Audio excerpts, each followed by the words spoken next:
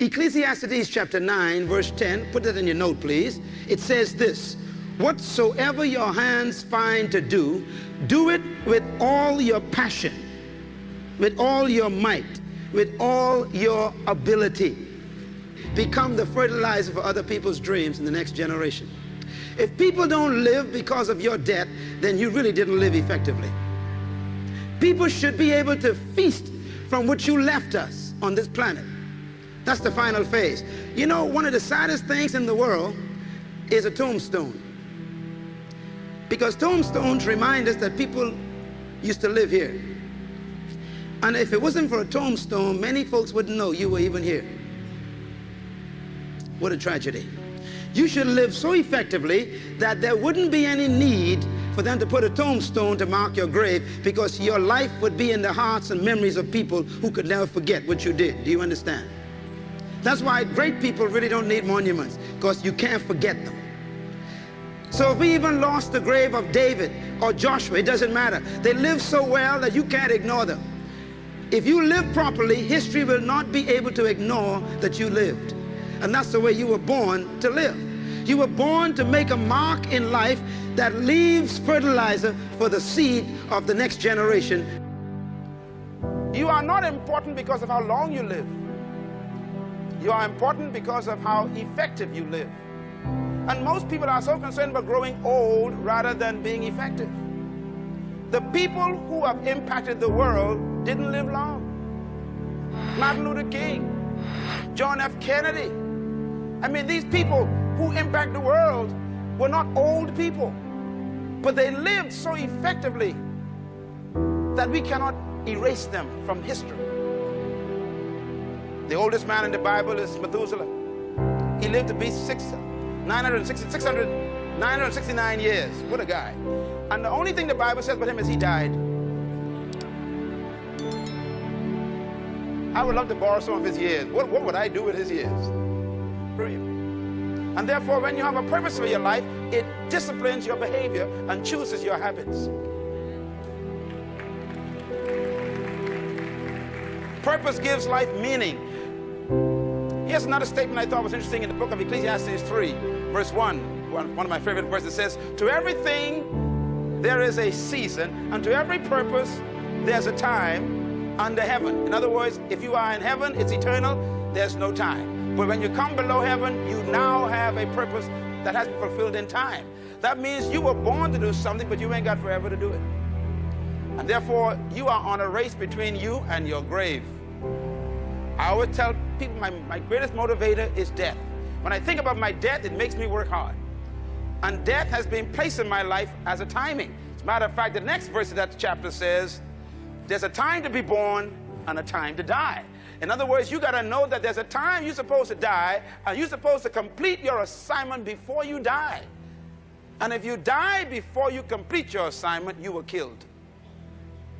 This is why God says he gave you time to fulfill your purpose. Look at verse 10. It says, I have seen the burden God has placed upon all men.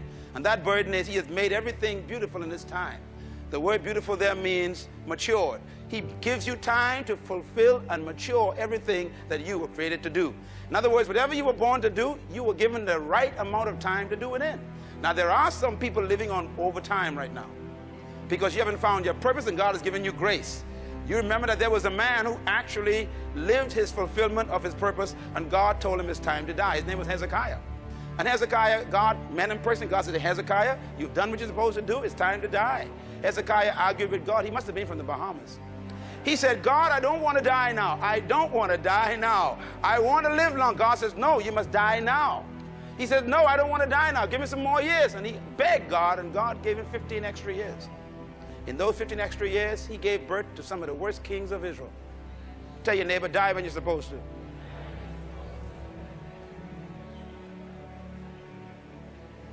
When you pass your time, you begin to do foolishness. Now, here's something I thought was interesting, too. He also says this statement. It says, and the Lord also has set eternity in their hearts of every man, yet they cannot fathom what God has done from beginning to end. This is a very important statement. Let me explain what it means. It says, God took you out of eternity and put you in time. In other words, your spirit is an eternal spirit, that came to this earth with an eternal purpose, but God trapped it in a body in time. That means you are literally an eternal spirit in a timed body. That's a problem. Now, look at this verse again. It also says, he has done something that you cannot fathom. And what is it? What he has done from the beginning to end. In other words, God took the beginning of your life and the end of your life and put them both in a body and put it in time. So you came to earth with your beginning and your end inside of you now. This is very important. That means your future is not ahead of you. We keep thinking we're going to our future. And that's why we keep depending on people, depending on relationships, depending on connections. But your future is not ahead of you in other people's favor.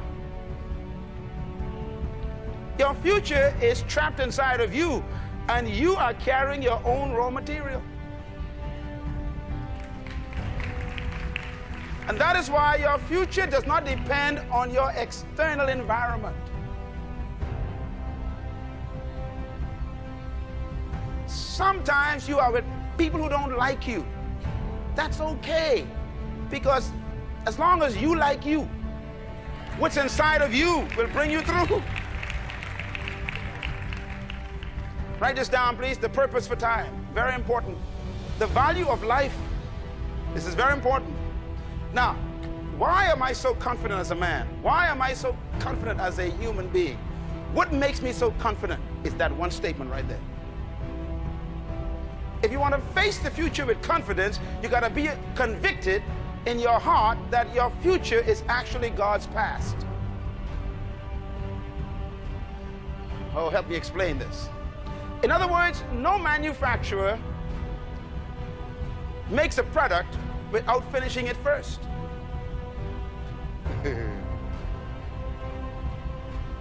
Before Ford Motor Company creates a car, it finishes it first.